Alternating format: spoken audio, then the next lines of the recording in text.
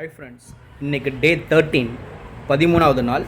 வாங்க நம்ம மூத்த ஆடு வெள்ளையம்மா என்ன உடல்நிலை இருக்குது, உடல்நிலை மாற்றம் அடைஞ்சிருக்கா அப்படிங்கிறத பார்ப்போம்.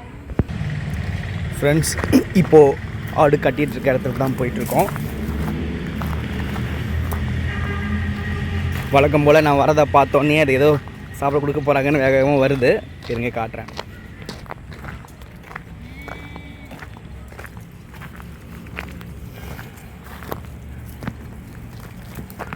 இங்கே தான் இருக்குது.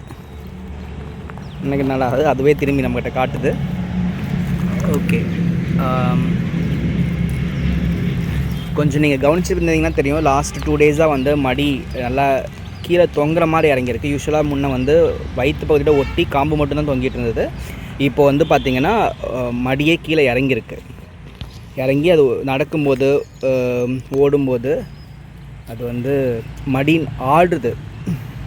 ஸோ அது வந்துச்சுன்னா, அப்படி இருந்ததுனாவே வயிற்று பகுதியிலேருந்து அது கீழே இறங்கிருச்சு அப்படிங்கிறது அர்த்தம். இன்னும் அதோட அரைப்பகுதியை பார்த்திங்கன்னா நல்லா கொஞ்சம் வளர்ந்த ஸ்டேஜில் தான் இருக்குது.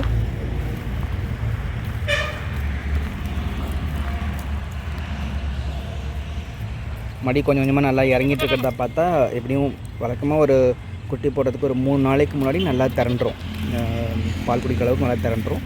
ஸோ அந்த ஸ்டேஜை நோக்கி போய்கிட்டுருக்கு அப்படிங்கிறது என்னால் நல்லா உணர முடியுது.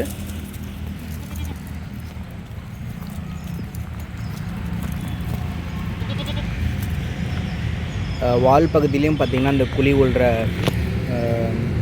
இதுக்கு தயாராகிட்டு இருக்க மாதிரி தான் தெரியுது.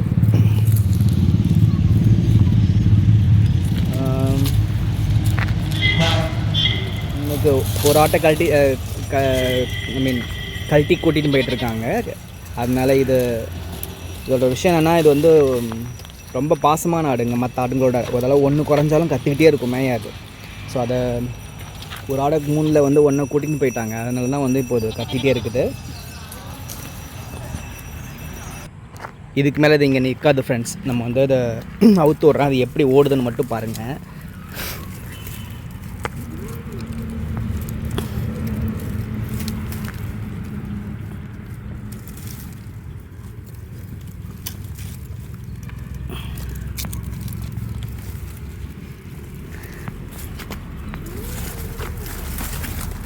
பார்த்தீங்களா,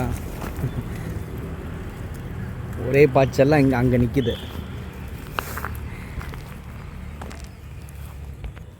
ஓகே ஃப்ரெண்ட்ஸ், மறுபடியும் டே 14ல் 14வது நாளில் சந்திக்கலாம். அதோட உடலமைப்பில் இன்னும் என்ன மாற்றம் அடைஞ்சிருக்குன்னு பார்க்கலாம். இதுக்கு மேலே வர நாட்கள் ஒவ்வொன்றுலேயுமே வந்து அதோட உடலமைப்பில் நல்ல விசிபிளான நல்ல கண் கூட தெரிகிற மாதிரியான சில சேஞ்சஸ்லாம் பார்க்க முடியும். தொடர்ந்து இணைஞ்சிருங்க. நம்ம ஒவ்வொரு நாளும் பார்ப்போம். குட்டி போடுற அன்னைக்கு எப்படி அவளோட நீங்கள் எதிர்பார்த்துருக்கீங்களோ அது மாதிரி நானும் ரொம்ப ஆசையோடு காத்துட்ருக்கேன். வாங்க பார்ப்போம். மறுபடியும் நாளை சந்திப்போம். பை.